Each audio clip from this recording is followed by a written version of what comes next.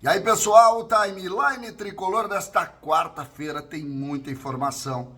Nós vamos falar da venda de um jovem jogador para os Estados Unidos. Nós vamos falar em que pé está a negociação envolvendo o zagueiro do São Lourenço, que o Grêmio tanto quer. Vamos falar também de Edenilson, de Natan Pescador, até Marquezinho está por aqui. Tem manifestação da torcida do Grêmio no jogo contra o Juventude. Achei interessante. Vamos falar sobre isso também.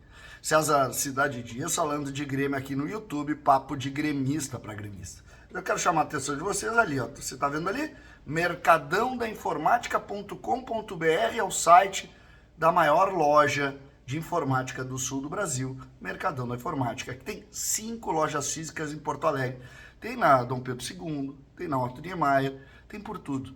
Você precisa conhecer, você precisa entrar agora no site e conhecer todas as ofertas. Se você quer novo monitor, se você quer um computador gamer, se você quer um computador pronto entrega, você tem tudo no Mercadão da Informática e com preço.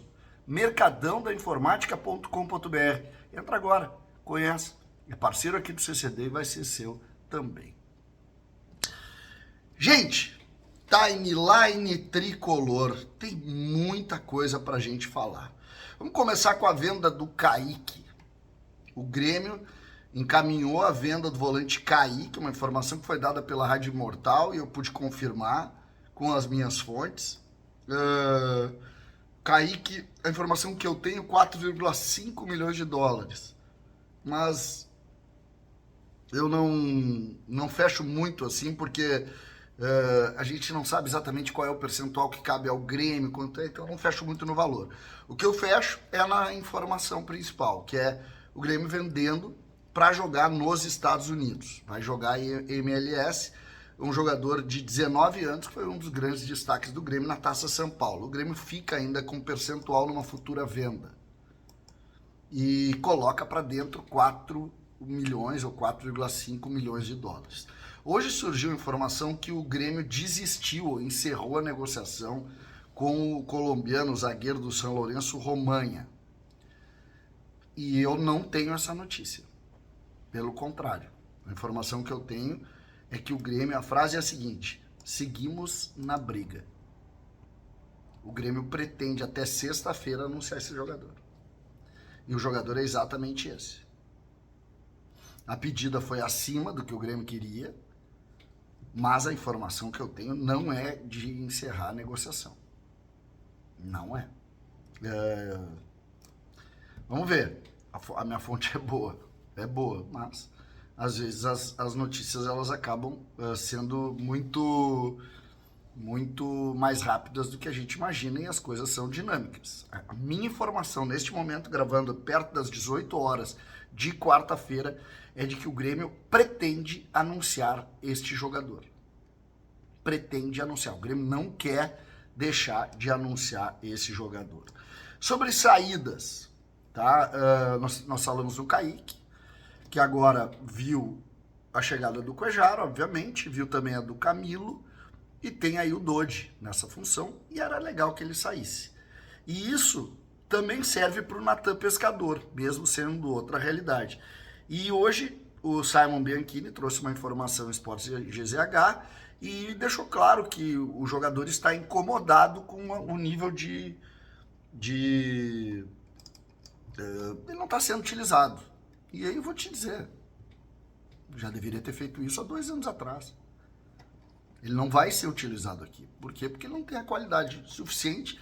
E não é nem a qualidade, ele não tem a dinâmica suficiente para jogar num esporte de futebol como é jogado no Brasil hoje. Então ele vai ter que jogar num clube menor para se destacar. Essa é a realidade. O Quinteiros é um treinador que joga em cima de intensidade. E não é o que tem o Natan Pescador.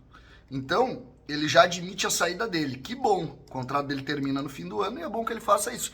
Porque se ele não sair agora, ele vai ter que procurar um clube e o clube não vai pagar para ele o que o Grêmio pagou. O Grêmio paga muito caro por um jogador que subutilizou. Essa foi uma das piores contratações da gestão Alberto Guerra, que se a gente fizer uma análise geral das contratações, não é ruim.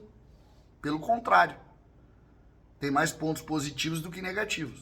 Mas essa é negativa. Essa custou muito caro e essa não agregou muita coisa. Eu não tenho nenhuma dúvida disso. Outra informação aqui, o Edenilson deu uma entrevista ao programa 4D Esportes. E entre as perguntas, ele falou sobre o lugar que ele mais gosta de jogar, dizendo que joga sempre pelo lado direito, mas ele diz que prefere jogar por dentro, como aquele homem pela direita, mas jogando no meio-campo por dentro.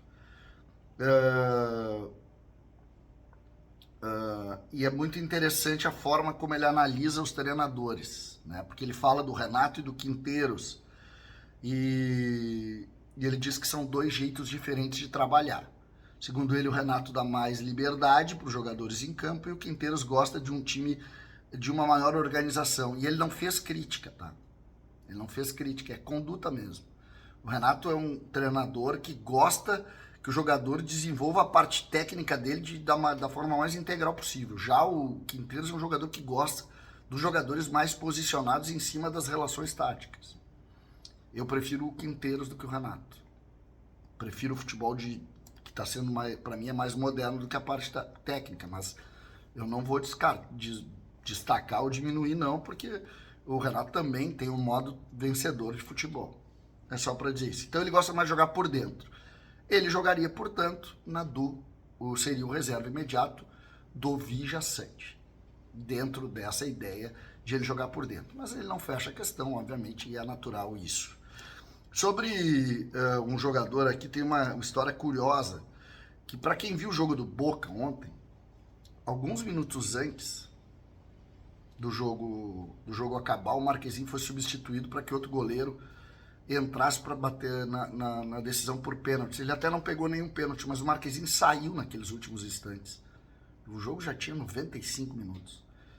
O Boca perdeu e tal, mas chamou atenção, porque essa foi uma das principais críticas que o Marquezinho recebeu em Porto Alegre. Que era naquelas duas decisões por pênaltis que o Grêmio teve contra Fluminense e Corinthians, ele não ter pego nenhum pênalti. Ver o que é o futebol, né? Ver o que é o futebol, o dinamismo do futebol. E eu me lembro na época que se dizia, não, ele tem um bom aproveitamento dos pênaltis.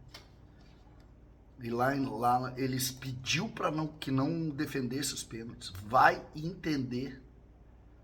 Vai entender. É complicado mesmo. A torcida do Grêmio, o Gabardo colocou uns sabe aqueles tapa-olho para dormir com o dia aberto? Tem uma série de tapa-olhos desses, seria cerca de 2.000, que serão distribuídos para o torcedor do Grêmio, que vão colocar isso durante o hino, no jogo contra o Juventude. Isso é uma manifestação que eu considero ordeira, não violenta, e que nesse nível aqui vale muito o debate, porque o direito à manifestação é algo que precisa ser sempre respeitado. O problema é que a manifestação, na maioria das vezes, ela não se mantém dentro da legalidade, mas essa se mantém, né? É como levantar um cartaz e não está dizendo nada, está escrito VAR, só que com olhos fechados, que é bem adequado para o que a gente viu no último sábado. Então, interessante, né? Achei muito interessante isso. Essa manifestação aqui, não sei em que pé vai estar, eu vou estar no Jacone, não sei em que pé vai estar isso, mas achei muito interessante. Outra informação aqui, que está aqui também na nossa timeline, é o atacante Lucas Canidia, que não renovou com o Grêmio no final de 24, ou seja, no final do ano passado, não vinha sendo muito aproveitado, acertou com o Botafogo até o final de 27. O atleta inicialmente atuará na equipe sub-20. Gaúchos possui apenas numa futura venda com mecanismo de solidariedade, aqueles percentuais de mecanismo. Jogador que não renovou com o Grêmio, que acertou com o time sub-20 do Botafogo. Aí tentar sua carreira aí, tentar fazer o que não conseguiu fazer por aqui, e aí vai tentar fazer fora daqui. Isso faz parte totalmente dentro. Muitos e muitos jogadores saem de lá para vir para cá porque não são aproveitados lá, e é o caso do Canidia. Daqui para lá a gente torce para que ele tenha muita sorte na carreira dele. César Cidade Dias falando de Grêmio aqui no YouTube.